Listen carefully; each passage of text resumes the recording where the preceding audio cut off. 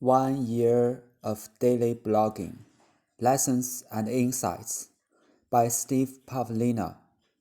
Today officially concludes my 1 year daily blogging challenge that I committed to a little over a year ago.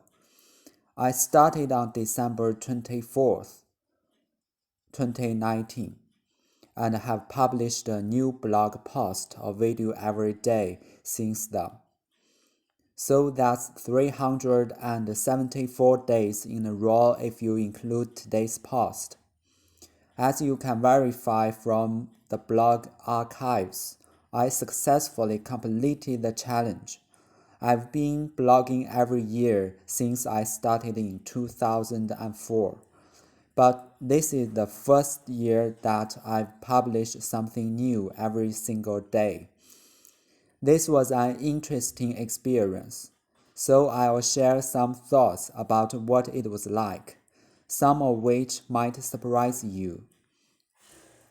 I had no doubt that I could and would cross the finish line, as I've noted before. These kinds of challenges are won or lost in our minds before we begin day one. Quitting or skipping a day wasn't a temptation at any point. I was all in with this from the beginning. Partly, I did this as a gift to my future self. It creates a powerful new reference experience. I now know what it's like to publish something every day for more than a year. And for the rest of my life, I'll always know that I'm capable of at least that much. Even 20 years from now, I'll be able to remember that in the wild year of 2020, I published something new every single day. I've created and published more new material this year than in any previous year of my life. I've been earning a living from my creativity since 1994, so I have a lot of years of that behind me. It seems I still have a lot of years of that ahead of me too.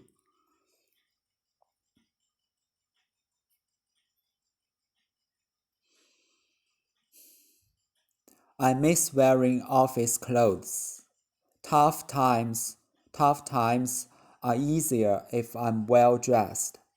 By Susan Westover. I am mourning my office wardrobe. In pre-pandemic days, if I needed a boost to my self-esteem to grade my loins for a difficult day, I reached for my black and white houndstooth blazer with the hooked and eye clasps and the deliberately frayed edges. Paired with skinny jeans and a tall caramel leather boot, it struck the right balance between authoritative and relatable. Even more importantly, it was a gift from my mother after my first round of in vitro fertilization failed. She subscribes to the motto, look good, feel better. And when I at one of my lowest points, she bought it for me from her mouth's grocery budget. When putting one foot in front of the other was almost more than I could bear, I found unexpected strength when I donned a silky pink tunic, dark leggings, and that houndstooth blazer. It was my office go-to throughout my fertility treatments. It helped to hide my ovaries, swollen to the size of peaches after rounds of injections, but it also allowed me to conceal a sadness too painful to reveal when colleague upon colleague announced joyful pregnancy news.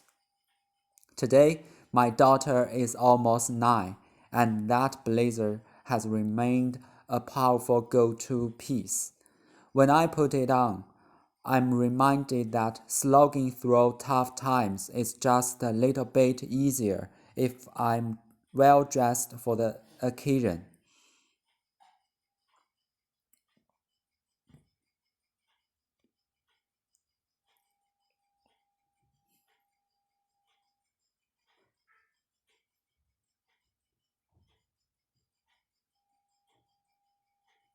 Why don't we forget how to ride a bike? The way memories are anchored in the brain plays a role. Neuropsychologist Boris Suchin explains. By Boris Suchin. Most of us learn how to ride a bike during childhood, but as we grow older, many of us stop riding and put those once beloved bikes in storage. Years later, when we discover these relics and hope on, it's as if we never stopped biking. This is surprising because our memories let us down in so many other instances, such as remembering the name of a place or a person we once knew or where we put our keys. So, how is it that we can ride a bicycle when we haven't done so in years? As it turns out, different types of memories are stored in distinct regions of our brains. Long-term memories is divided into two types, declarative and procedural. There are two types of declarative memory. Recollections of experience, such as the day we started school and our first case, are called episodic memories. This type of recall is our interpretation of an episode or event that occurred. Factual knowledge, on the other hand, such as the capital of France, is part of semantic memory. These two types of declarative memory content have one thing in common: you are aware of the knowledge and can communicate the memories to others. Skills such as playing an instrument or riding a bicycle are, however, anchored in the separate system called procedural memories. As its name implies, this type of memory is responsible for performance.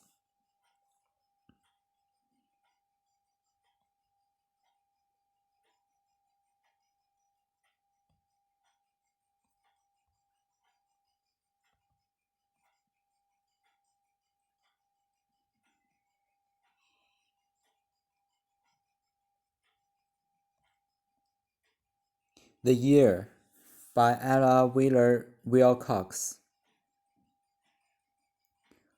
What can be said in New Year rhythms that's not been said 1,000 times? The New Year's come, the old years go. We know, we dream, we know. We rise up laughing with the light. We lie down weeping with the night. We hug the world until it stings. We curse it then and sigh for wings. We live, we love, we woo, we wed. We rather our brides, we shit our dead. We laugh, we weep, we hope, we fear, and that's the burden of the year.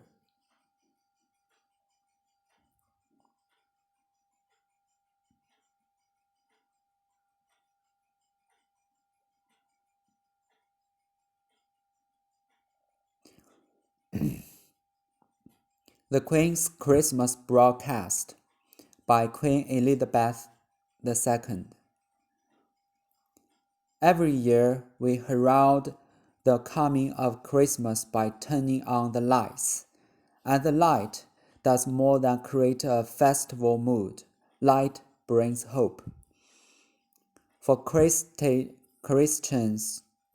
Jesus is the light of the world, but we can't celebrate his birth today in quite the usual way. People of all faiths have been unable to gather as they would wish for their festivals, such as Passover, Easter, Eid, and Vaisakhi. But we need life to go on. Last month, fireworks lit up the sky around Windsor as Hindus Sikhs, and Jains celebrated Diwali, the festival of lights, providing joyous moments of hope and unity despite social distancing. Remarkably, a year that has necessarily kept people apart has, in many ways, brought us closer. Across the Commonwealth, my family and I have been inspired by stories of people volunteering in their communities, helping those in need. In the United Kingdom and around the world, people have risen magnificently to the challenges of the year. And I am so proud and moved by this quiet, indomitable spirit. To our young people in particular, I say thank you for the part you have played. This year, we celebrated International Nurses Day on the 200th anniversary of the birth of Florence Nightingale. As with other nursing pioneers like Mary Seacole, Florence Nightingale shone a lamp of hope across the world. Today, our frontline services still shine that lamp for us. Supported by the amazing achievements of modern science, and we owe them a debt of gratitude. We continue to be inspired by the kindness of strangers and draw comfort that, even on the darkest nights, there is hope in the new dawn.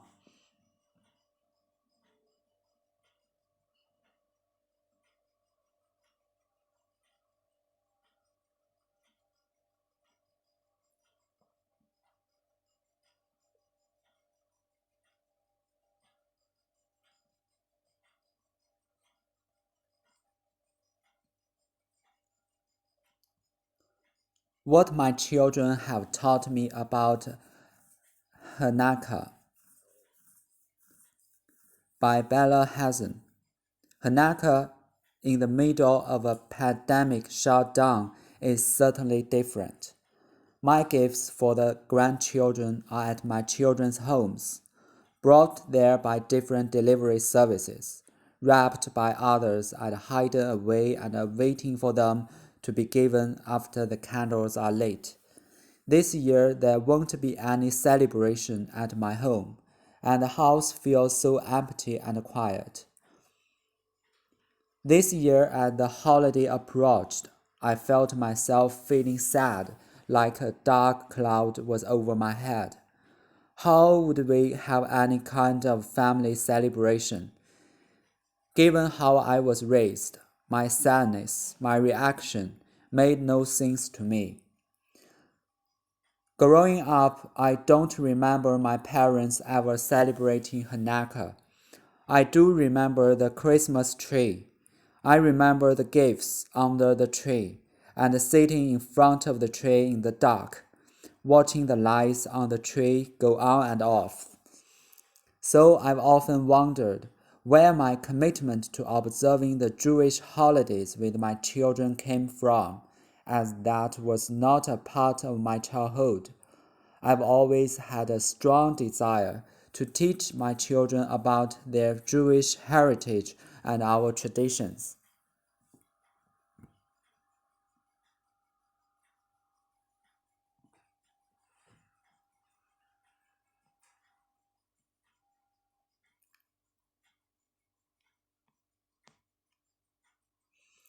Mackenzie Scott gives away $4.2 billion in 4 months by Sophia Alexander and Ben Steverman.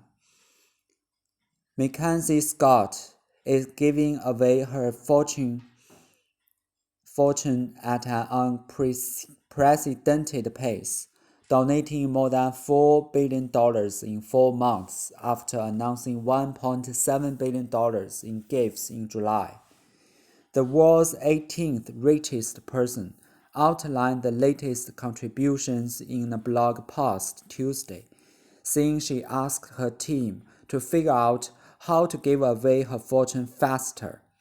Scott's wealth has climbed $23.6 billion this year to $60.7 billion according to the Bloomberg Billionaires Index, as Amazon.com Inc., the primary source of her fortune, has surged. This pandemic has been a wrecking ball in the living of Americans already struggling, she wrote in the post on Medium. Economic losses and health outcomes alike have been worse for women, for people of color, and for people living in poverty. Meanwhile, it has substantially increased the wealth of billionaires. Scott's gifts this year approach $6 billion, which has to be one of the biggest annual distributions by a living individual to working charities, according to Melissa Berman, Chief Executive Officer of Rockefeller Philanthropy Advisors. Berman said Scott's donations show that it's possible to give large amounts quickly without requiring nonprofits to jump through a lot of hoops to get the money.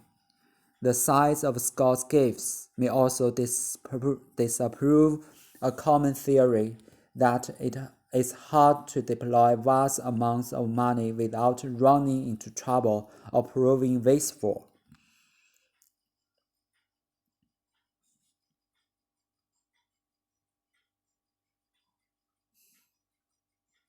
A Key to Healing Our Divide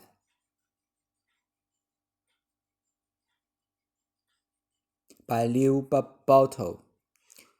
The country I live in has a pretty bitter divide between many of its people, and I'll admit that it often feels hopeless to me. If you don't live in the US, I'm sure you can see a similar divide in your country as well. People judging each other, angry and fearful, feeling very little understanding and compassion. We are all doing it and blaming the other side. So, what can we do to heal this divide? For me, the answer lies in compassion. Compassion for the other in our country and in the world who are suffering. Compassion for our neighbors, for people who have different views, for people who are afraid and who just want a good life. Compassion for ourselves as we try to make our way through a difficult situation. But compassion is different right now, so just telling people to have compassion doesn't work. The problem is that our views about who is right and wrong are getting in the way of compassion and healing the divide. So the real key to this is setting aside our view and setting aside being right. The real key to healing this divide is letting go of what we think we know. It's only when we let go of what we think we know that we can be curious about the other side. Try to understand why they do what they do, why they feel the way they feel. Try to step into their world and get them. It's only when we let go of our knowing and set into not knowing that we can really see their side and feel compassion for them. Once we do that, the compassion can come and healing can begin. Set aside what we think we know. Open to not knowing how things should be. Open to curiosity about their side. Open to feeling compassion for what they are going through. Let's connect with each other and come together.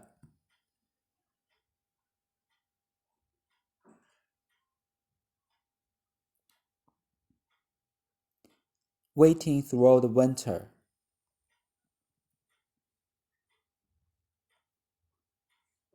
Waiting Through the Winter by John Hall. March is the third month. The 11th is November. One plague has been ended, but the other has new members. We wait for clearance months away while vaccines get produced. We brace for colder winter days, through the holiday seduce.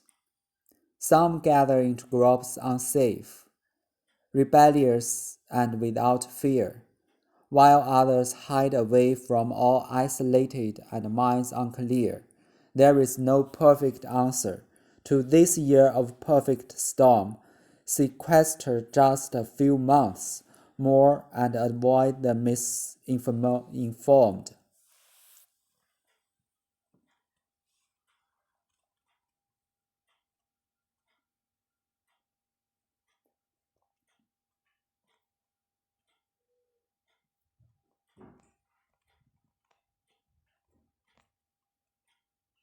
The Christmas Wish by John Denver. I don't know if you believe in Christmas or if you have present underneath the Christmas tree.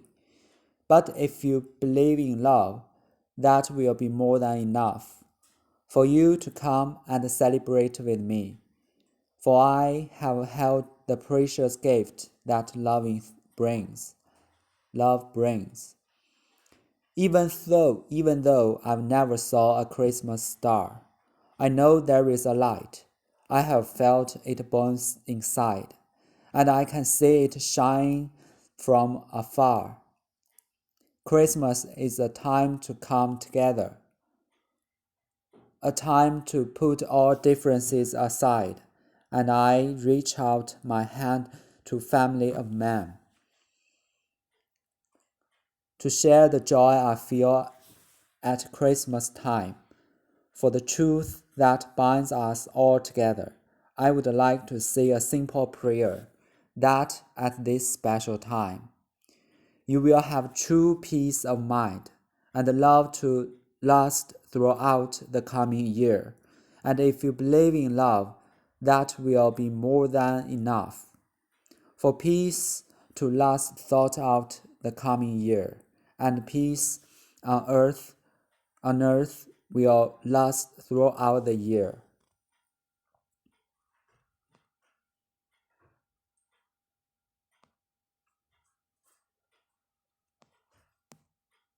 For millions of jobless, Christmas is a season to endure.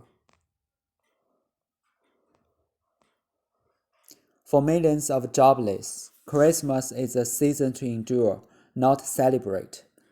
Even with the prospect of new federal aid, many Americans face a holiday of tough choices, trying to celebrate while dealing with pressing needs. By Nielsen D. Scowers and Gillian Friedman.